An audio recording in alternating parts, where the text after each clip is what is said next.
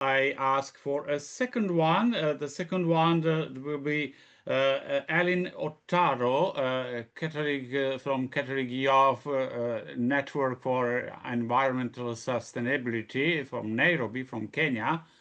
Mr. Alan Ottaro is the founder and executive director of the Catholic Youth Network for this environmental sustainability in Africa, based in Nairobi, Kenya, and which currently has chapters in 10 African countries.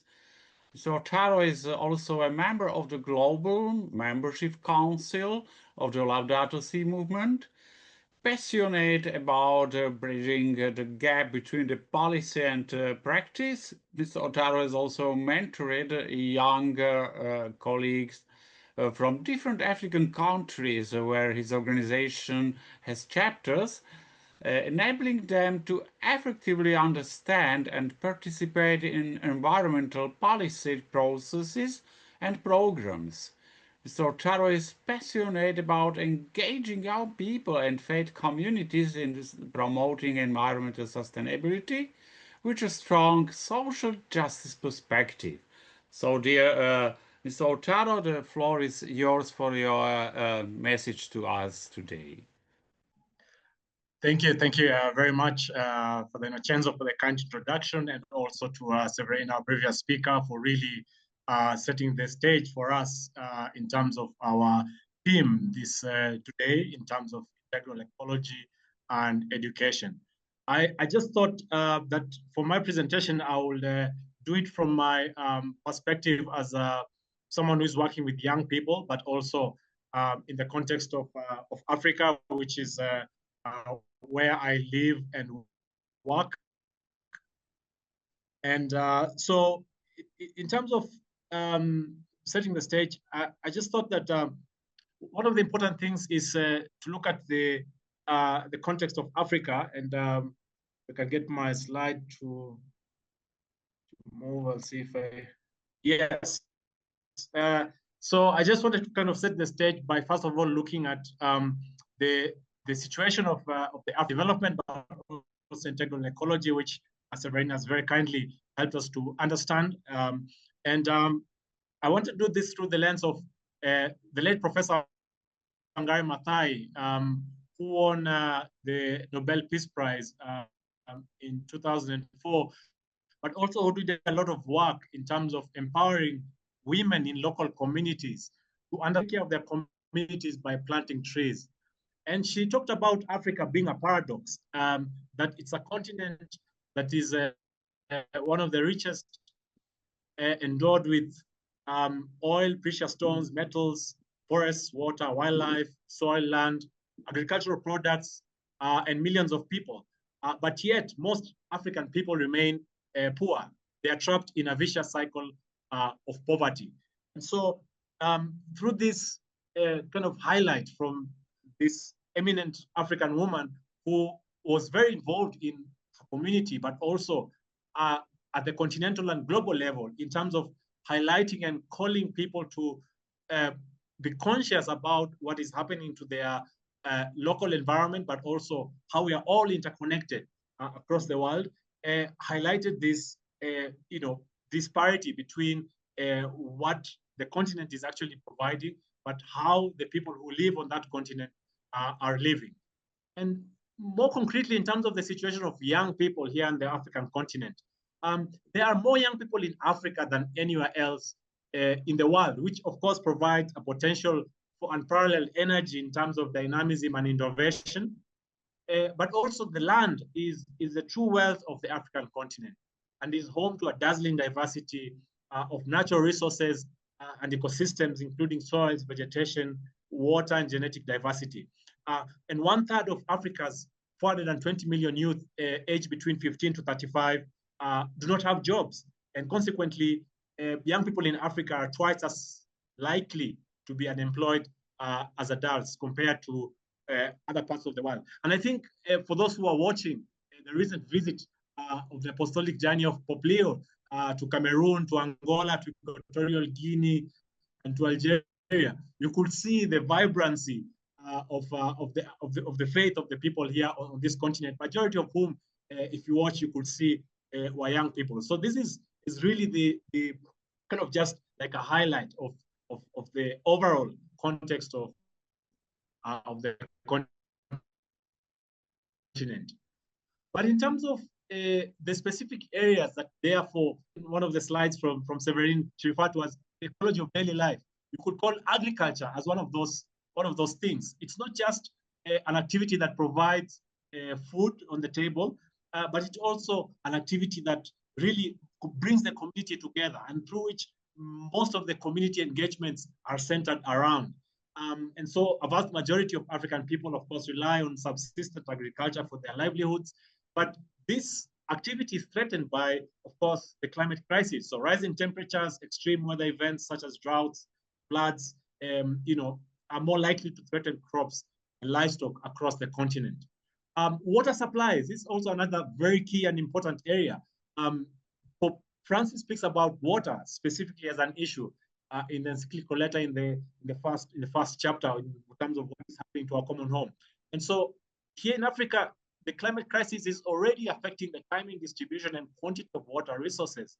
And it is expected that many African countries are already facing water shortages and increased water stress right now, but also in the coming decades. And things such as this of people queuing with jerry cans to trying to find water in many cities, in many peri-urban areas across Africa, also in rural areas, is a common feature.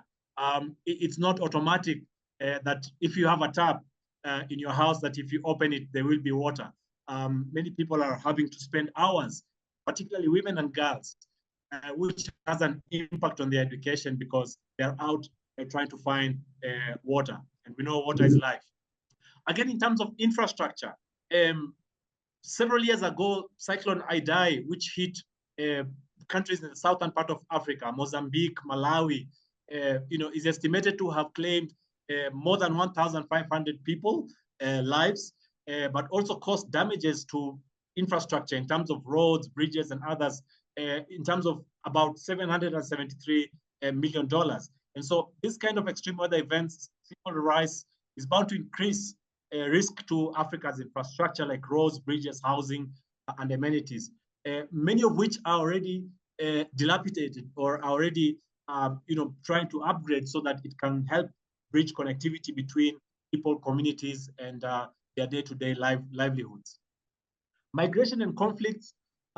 So in recent years, few African regions have been immune to climate-driven resource pressures. If you think about pastoralists and farmers who have different ways of finding their livelihoods, but depending on same resources, whether it is water, whether it is pasture, and so on. And so because of climate-induced stress, we have erratic rainfall in different parts of the continent. In Eastern Africa, for example, drought and livestock diseases have sparked what we refer to as range wars, where people have to move from one area with their livestock, and this creates opportunities for conflict between communities. So climate change then becomes a multiplier or threat multiplier in terms of conflict, but also migration within the continent, but also outside of the continent. And you'll often see people trying to move to safer places and to find security. And again, you will see that mostly it is women and girls who are mostly impacted by the impacts of migration and conflict that is climate-induced as a result. The issue of hunger, so but also relating this with violent conflicts, and you'll see these are interrelated. If you're not able to live in peace in your community, it therefore means you're not able to tend to your garden, to produce food for your family, and so on. And therefore, you are faced with a situation where food production decreases, and therefore many people are, the hunger index increases because of the lack of availability of food. And so climate or the ecological crisis is really increasing these risks, whether it is hunger, and then also making people to have to migrate, but also food and nutrition, particularly for children.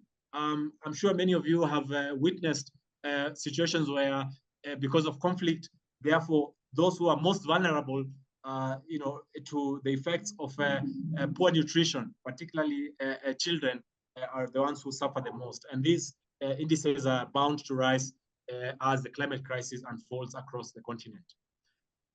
However, there are also other patterns that we can see, which is that as the middle class in the African continent is expected to grow, also consumption patterns are expected to grow.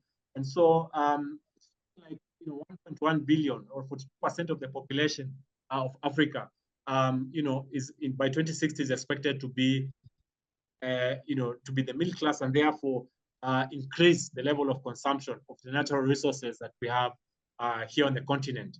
And this will also obviously have impacts on issues like energy, access to electricity, access to clean cooking, installed capacity of electricity for day-to-day activities like education, like lighting, energy access, and so on. And many, many people still across the African continent, up to 600 million is estimated, lack access to electricity.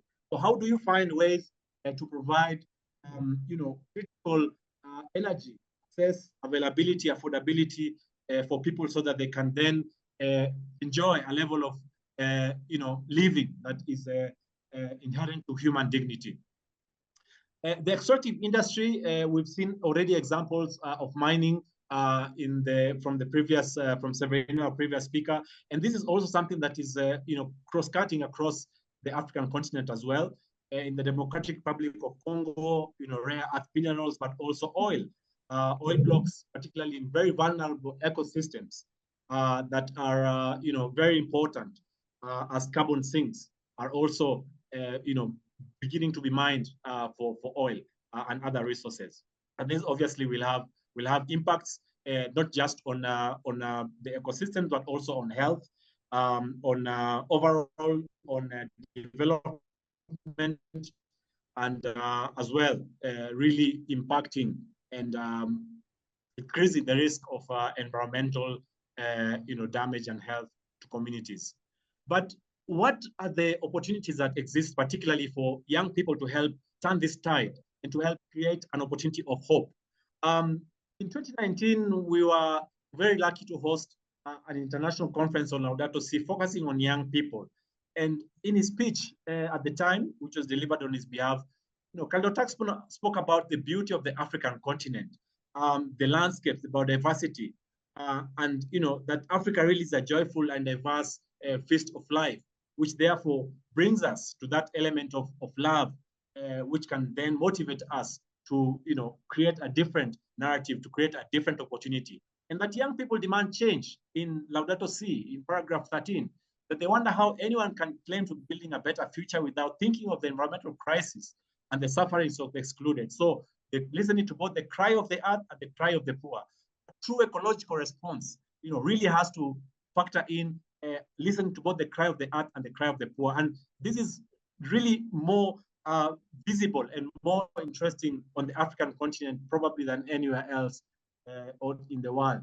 And therefore, that the young generation, is going to be the generation that will be remembered for helping the church implement Laudato Si, to be more prophetic and coherent in our vocation to care for our common home. So again, this reminder, even as we look towards ecological education, that it's more about a deeper sense of our vocation to care for our common home.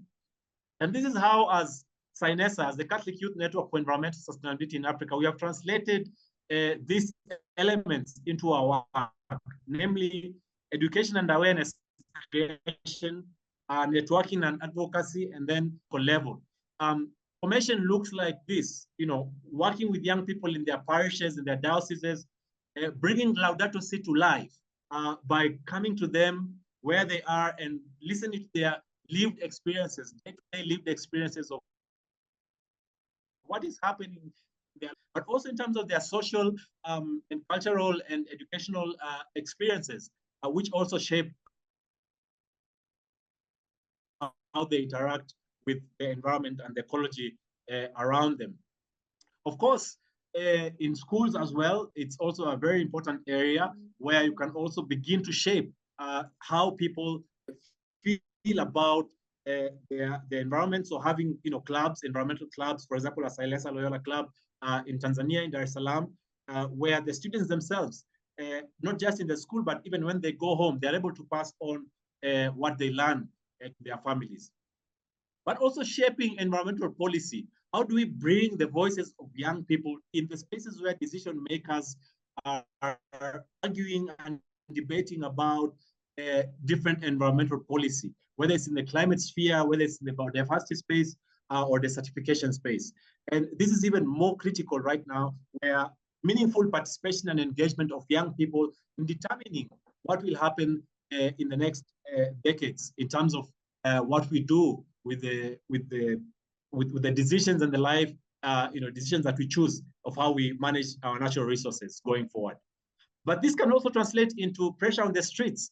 We've seen, for example, the Friday for Future movements, which has brought the voices of young people raising their voices rather than the sea level, to really engage policymakers and those who are charged with making decisions to take care of the cry of the earth and the cry of the poor. So every year we organize Laudato Si Youth Assembly, and we have opportunity for advocacy, as well as our colleagues in Ghana, who also every Lent season have what they call the Green Lent, and they have opportunity also to do walks in the communities, so that we can create critical mass of people who are also, aware of what is going on.